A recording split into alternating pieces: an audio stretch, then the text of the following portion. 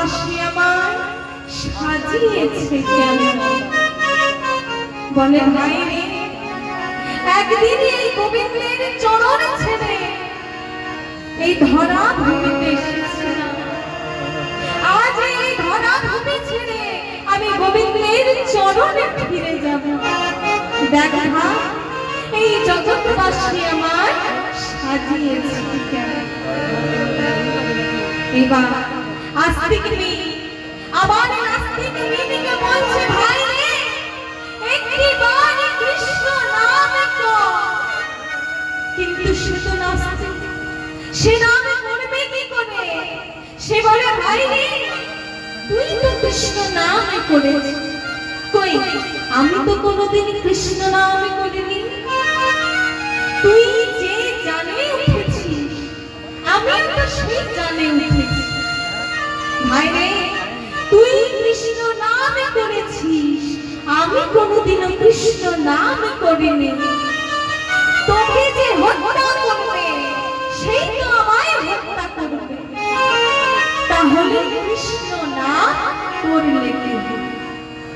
এইবার জীবনের স্ত্রী কি করেছে?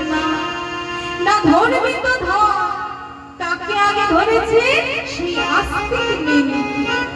সেই আস্তিক মেয়েকে ধরে রেখেছে, আর ওই সামনে দেখা যাচ্ছে ধারালো লাঠিটা।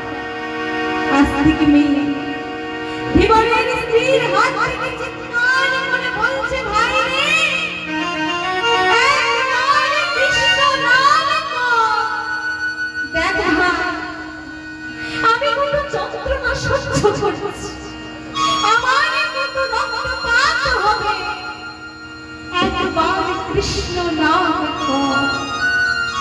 কিন্তু মাগো, সেই নাস্তিক মেয়ে বলছে, ভাই রে, তুই তো কৃষ্ণ নাম করেছিস, আমি তো কৃষ্ণ নাম করিনি, তাই তুই আগে মরবি। হেসে উত্তর দিচ্ছে না, বলছে, ভাগ্যিস তো কৃষ্ণ নাম করিনি, নইলে তো আমাকে আগে মরতে হতো। এবার ধীবরের স্ত্রী সেই আস্তিক মেয়েকে হত্যা করতে যাবে, পেছন থেকে ধীবর চিৎকার করে বলছে, গিন্নি দাঁড়াও, গিন্নি দাঁড়াও। ধীবরের চিৎকার ধীবরের স্ত্রী মেয়ে দুটিকে ফেলে ছুটতে ছুটতে স্বামীর কাছে গিয়ে বলছে, স্বামী, তুমি এমন ভাবে চিৎকার করছো কেন? বলে, গিন্নি, তুমি মেয়ে দুটিকে হত্যা করোনি তো? বলে, না না স্বামী, আমি মেয়ে দুটিকে হত্যা করিনি। বলে, জানো গিন্নি, আমাদের রাজা মশাই একখানি পুকুর খনন করিয়েছে, আজ সেই পুকুরের উদ্বোধন। যদি কেউ মহারাজকে দুটি মাছ উপহার দিতে পারে, তাহলে তাকে সোনার মুদ্রায় পুরস্কৃত করা হবে। প্রেমানন্দে নিতাই গৌর হরি বল, হরি বল, হরি বল।